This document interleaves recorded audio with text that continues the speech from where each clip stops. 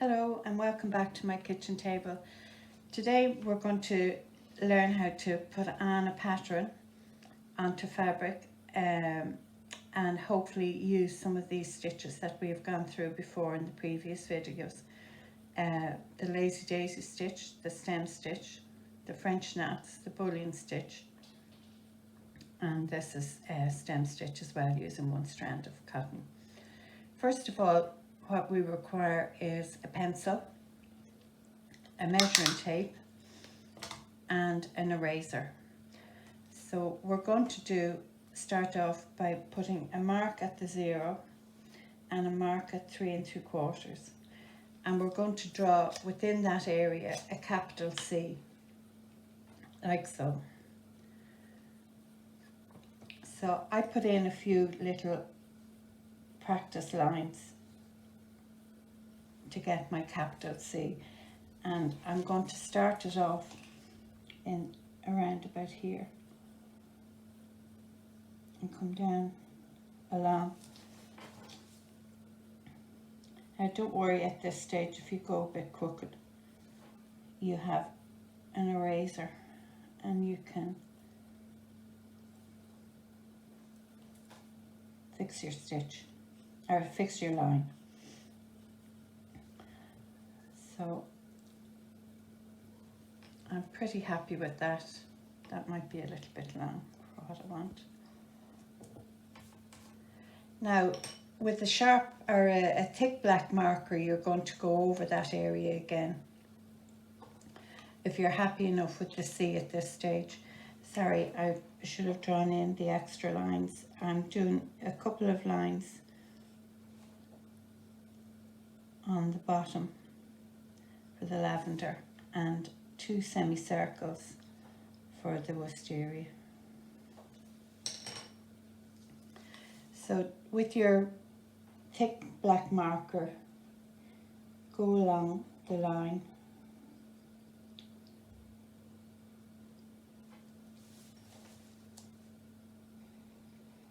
like so, and don't be worried.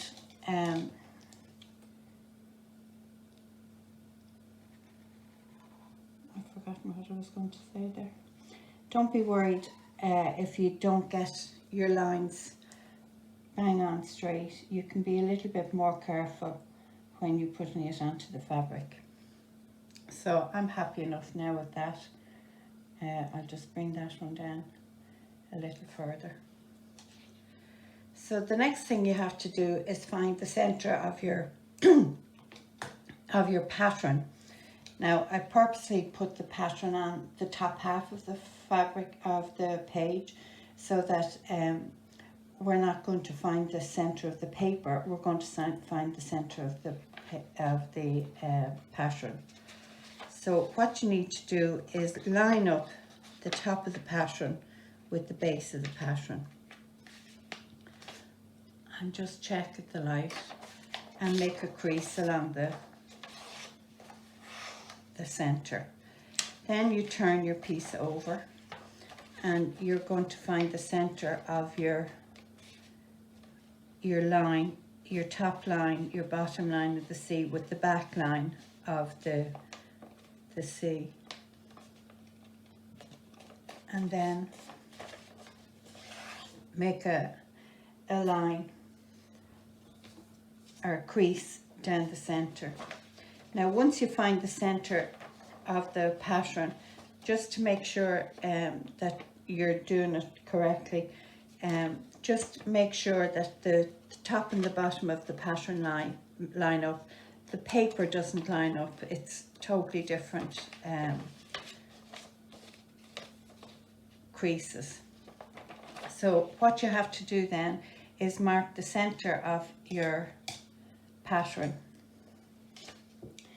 And you do that by marking across where the creases cross over. And that's where you'd be lining your fabric. And then out to the edges, you do what we call placement lines. And you do 4 little arrows along the crease. And that helps to place your fabric. Now, I have one done earlier here, and it fits the pattern. So the next thing you have to do is find the center of your fabric.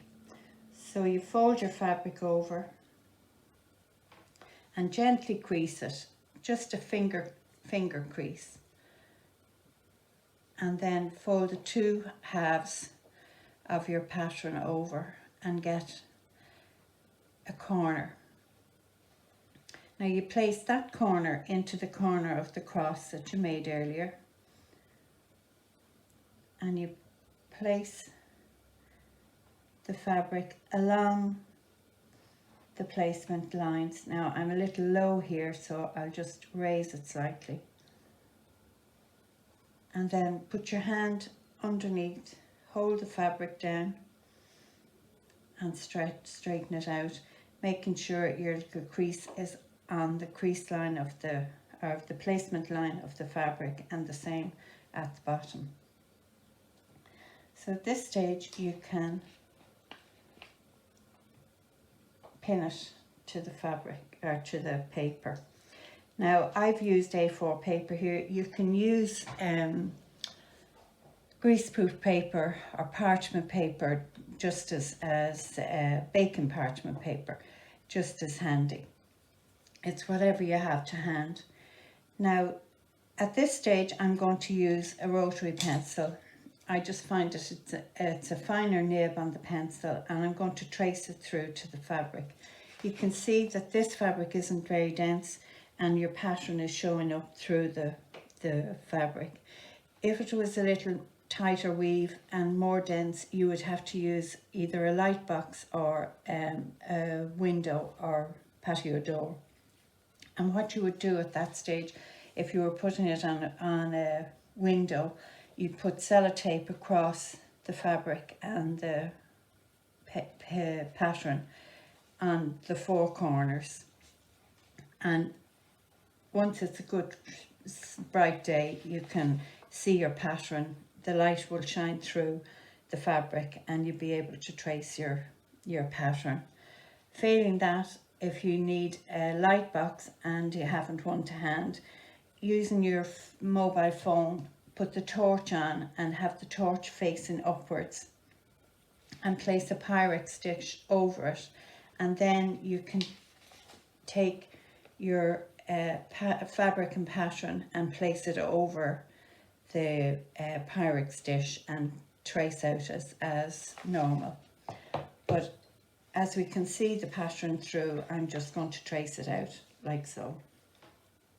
Now your fabric might not be smooth, and this fabric has ridges in it, so I'm just taking it in short bursts, drawing my line,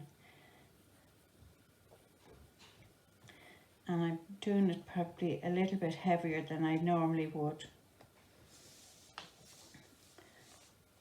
just so that you can see the pattern.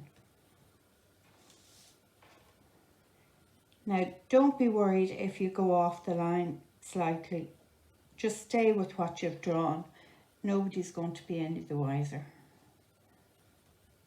And one line is better than 3 or 4 lines drawn. So we just do our semicircles up here. And just bring that one down a little bit longer. So there's our pattern drawn on the fabric now. And as I say, you can use a Crayola pencil if you find that you want to do it in green. I would tend to use the green on stems and colours on the flowers and whatever, but a pencil with a fine point on it, you'd be able to cover it with your stitches. So at this stage now, we're going to put it into our frame, our embroidery hoop. So this is a 6-inch embroidery hoop. I have the bottom of the inner circle bound, and that helps to hold the fabric a little more tight, and it prevents the wood from marking your fabric.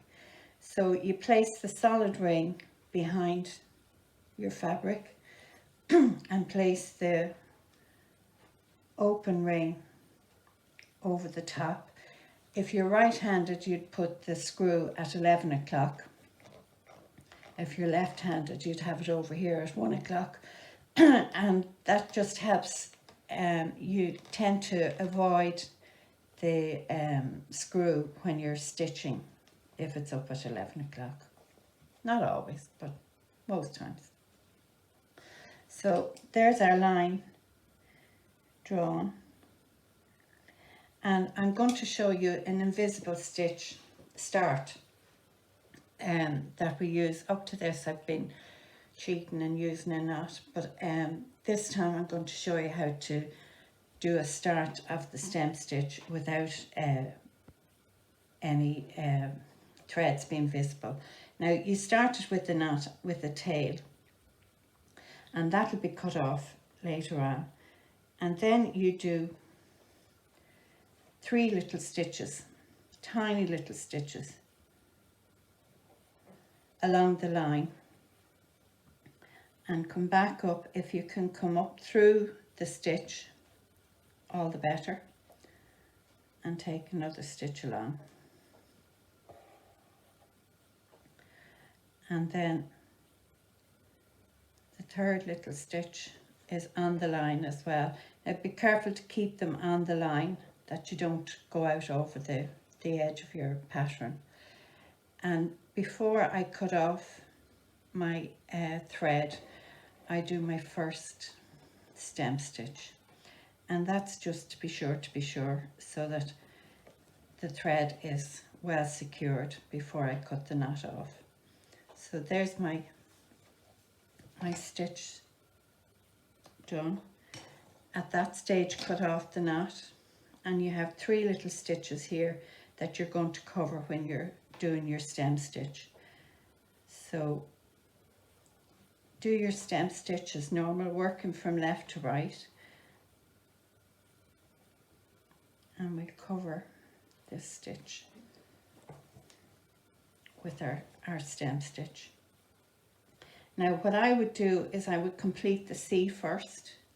So I would work from here all the way around to the middle line here and finish, and then come back and start your smaller lines, stopping at this point here, turning your work and starting again, and then doing the same with their stems down at this end. So just to do 1 or 2 more stem stitches for you. Just work along the line, hold your thread below the line, take a stitch back to the first stitch,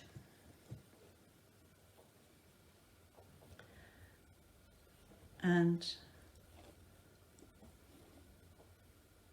that's your stem stitch done. And there's your invisible start. You can't see any threads there that you had worked on, and at the back you have no knots or threads showing. And that's your start, your stem start. Now I want to show you how to place the pattern, or the placement for the stitches.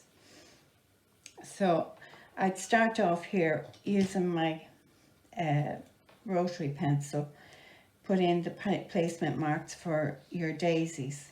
Now you start off with a north, south, east and west stitch, your 4 daisy stitches, and then put a line in between each one for the complete daisy, and you'll be doing a French knot then in the center of it. Now I tend to do one over the line as well, just to bring it a little bit further than the pattern. But don't do too far down, or you'll be catching your hem or your hoop. Now I'll do another one up here.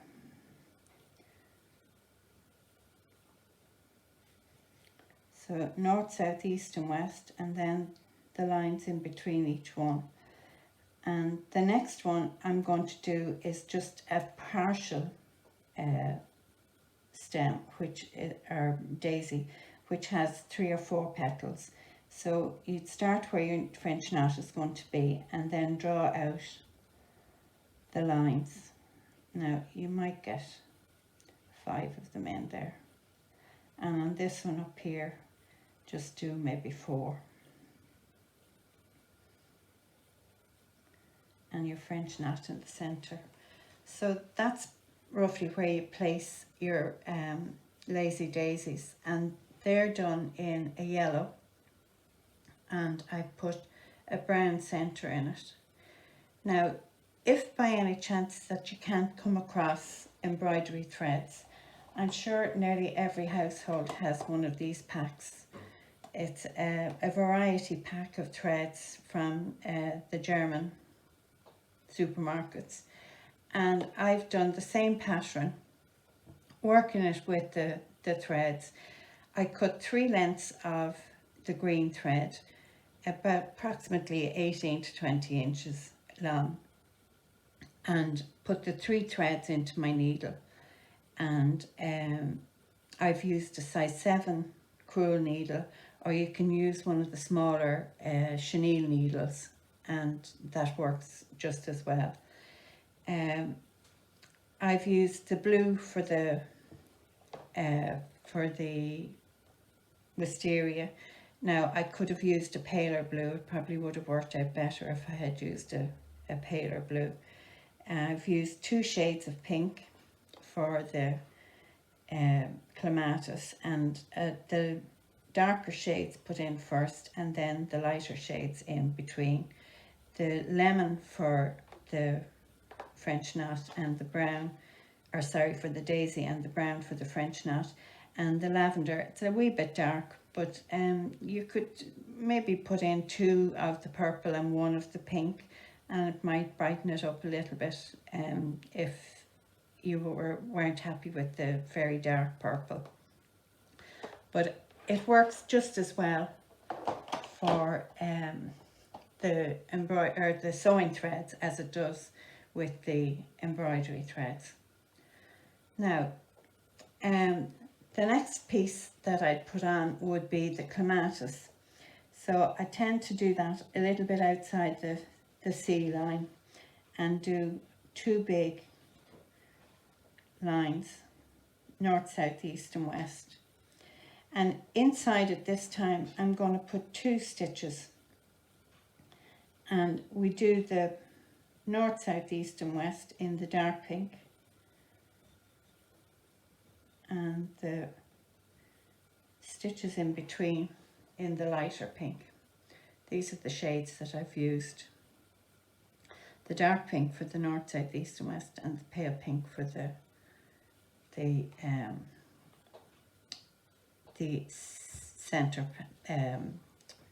center petals. Now if you can't fit in 2, 1 will do the job just as much. And in that then I did small little lazy daisies in the green, just to give a bit of foliage around the clematis. And I worked some buds up the center of the C, and all it is just a line to the left, a line to the right, a line to the left, right. And if you notice, I'm staggering them. I'm not putting them directly opposite each other. And then there's a small lazy daisy stitch on the base of each one done in the green, like so. And then turn it around and draw maybe 3 on the bottom. And you would turn your work when you're doing these ones here as well. So you'd be starting here, doing your lazy daisy, finishing it off up here, and the same here. Start it here, do the lazy daisy and finish it off there. So the next piece then will be the French knots. So I'm referring you back to the original videos that I did. The The knot family was done on the third video, and the lazy daisy and chain stitch were done on the second video. So if you have any problems, refer back to the videos. Now for the wisteria, you're doing two dots, 3 dots below them, 2 dots again, and then 3 small dots down from it. And I have drawn it here in larger dots using the blue transferable pencil. Now if you're using one of these transfer pencils, please make sure that you don't dab at it when you're trying to get rid of it. It disappears with cold water, but the correct way to get rid of it is to immerse the whole piece of fabric in cold water and let it sit for a couple of seconds, and then it disperses completely. Whereas if you dab at it, when it dries, it comes back as a big blob. So just be aware of those pencils. And I mentioned this pink pencil before. This is mainly used for quilting, marking out quilters' lines, and it's air erasable, so the line actually disappears within 72 hours. So just be aware of that if you have one of the pink pencils. But as I say, your ordinary fine tip pencil does the job. So I'll just recap on the French knot. So you hold it about an inch away from the hoop, from the fabric, put the needle to the hoop and turn 3 times and come down a thread away. So you started off with 2 French knots side by side, 1, 2, 3 wraps and down.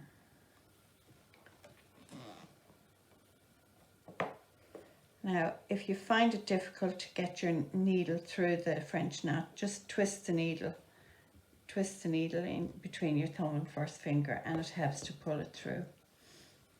Now, on the second line, I'm doing the middle one first, 3 wraps, and you do them as close as you can to each other.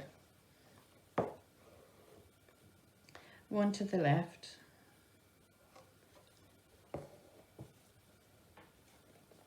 3 wraps again, down a thread away and pull through.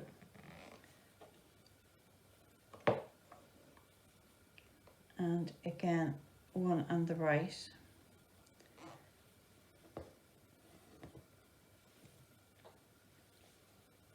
One, 2, 3.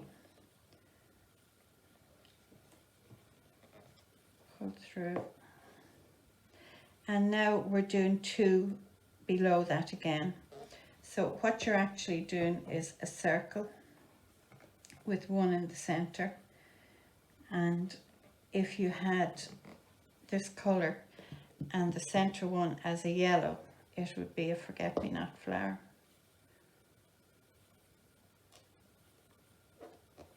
And 1 beside it. So that's your 2, your row of 3, and then your row of 2.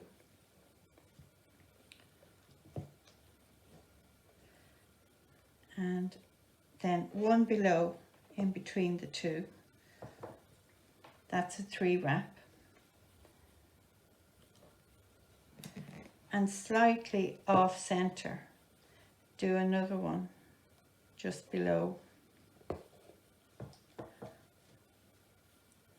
with 2 wraps.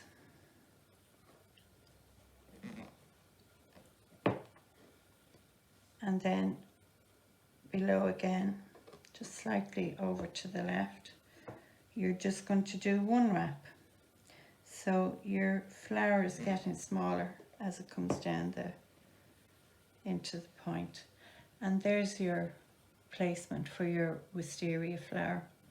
So it starts with 2, then 3, then 2, then 1, 1, 1.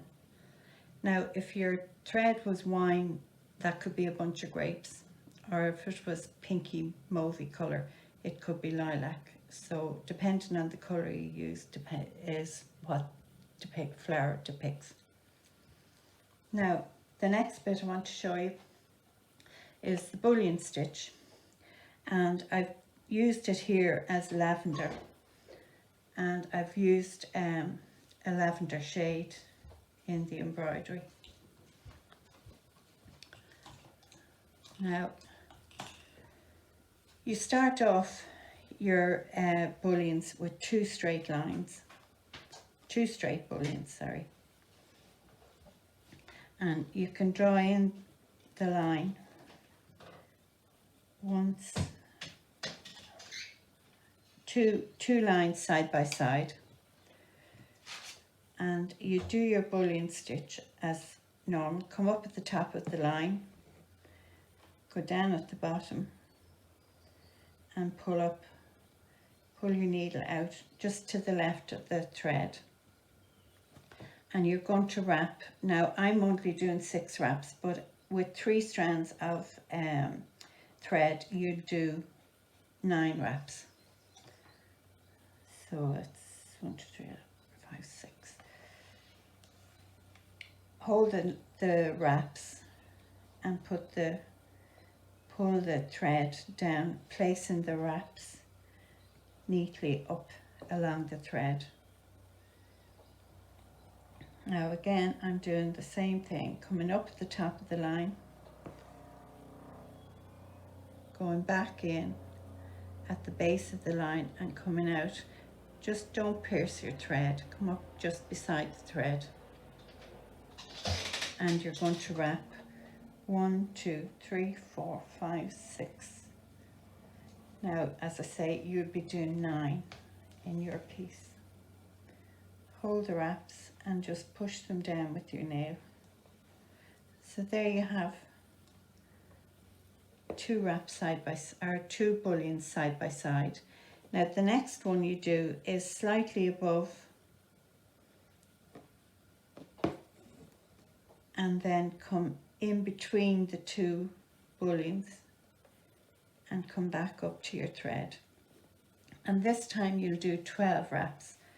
Now I'm just going to do 9, 2, 3, 4, 5, 6, 7, 8, 9. I'm using 6 strands of thread, so I don't need as much wraps to cover the piece of fabric.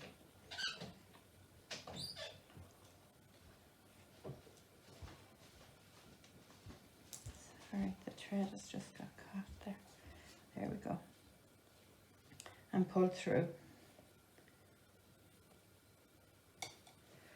And there you have a nice point on your lavender. So your next ones then are just about 1/3 of the way down from on the straight bullion, and just come down a fraction onto your stem and do your 9 wraps again. 1, 2, 3, 4, 5, 6. I'm just doing 6.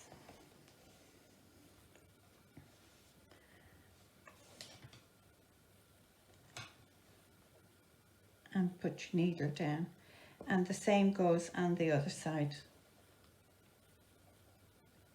About 1/3 of the way down the straight bullion, and do the same amount of wraps that covers the piece of fabric you've picked up. So you'll be doing 9.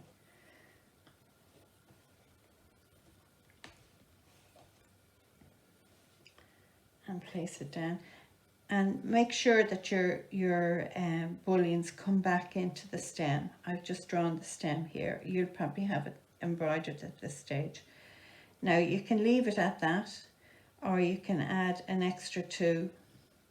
So it's up to yourself. If you're using 3 strands, I think you need to put in the extra 2. And it gives a nice full flower. So you're working down the stem just a fraction every time.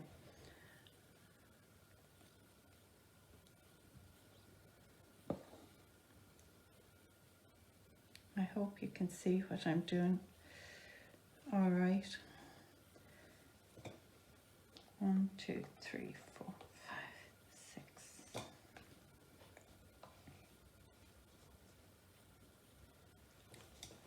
And there's your lavender made. And you're going to do 3 of those. 1 to the left, 1 to the right, and 1 in the center. So I have used the 1, 2, 3, 6, 7 bullions in each one. Now your bee is done in the brown. Now use brown rather than a black. Black is very stark in a picture this with these shades. So a dark brown, and do a 9 wrap bullion, and then with 3 strands of your lemon thread, just do a wrap over the bullion, making sure your needle goes in underneath, comes out underneath the bullion. So, and then if you're using the embroidery or the cotton threads, there's metallic thread in the pack, and you can use the metallic thread for the wings. Sorry. It's running away from me. This is the metallic gold thread that's in that pack of threads, and you can do 2 tiny lazy daisies on either side for the wings. And if you can't get hold of the metallic thread, just use a lemon thread, or 1 strand or 2 strands of the lemon will be sufficient. And the little curlicue here on the clematis is 1 strand of your green, and use tiny stitches and follow the line around and follow all the way. And you can put another one down here as I've done with the threads. Just do a small stitch using 1 strand of thread. Now if you want to frame it when you're finished with it, I'll just show you what you do. Now when you're planning your pattern, you need to take into consideration the size of your aperture on your mount. So this is for an IKEA frame, and it's a 4.5 by 4.5, so the design that I've chosen fits lovely into the IKEA frame mount. So what you do with the fabric is put it onto a piece of board, it's mount board, and put a 2-ounce wadding in behind. Now if you can't get wadding, you can get away with not using it, but it just gives it a little bit of lift off the board. And what you do is you center it on your board, put 3 pins into the board. You're not just going into the fabric, you're going into the actual board, and do a top and bottom. Now stretch it over the board when you're doing the bottom 3 pins, and then you're doing a herringbone stitch. You start it with a knot and do a back stitch, and that's just to stop when you pull hard on the thread. It's to stop the knot from working through. So you do it quite tight, a herringbone stitch, and all as it is a stitch on the top, a stitch on the bottom, hold, stitch on the top, stitch on the bottom, hold, and you're pulling your thread quite tight. Now I've used a beading thread, but a good buttonhole thread will do. A sewing thread would be very thin. You'd have to use several layers. So when you have the first row done, do your second side. Sorry, that's come out. And you pull it nice and tight. You can see I'm pulling it quite tight. And put the pin in. Now turn your work and do the same. Now as I say, hold the board, pull the fabric tight, and pull over the board and put the pin in. Now you don't have to miter your corners unless you're putting something in for judging at a, you would neaten your edges, corners. Now you take your strong thread and take a stitch on the top and do a double stitch, a stitch on the bottom, and just do a single stitch then. Now pull, you can see I'm pulling quite tight, and hold a stitch on the top, a stitch on the bottom, pull and hold. Now be careful not to bend your board when you're pulling. So they're kind of like strings on a harp. They're quite firm.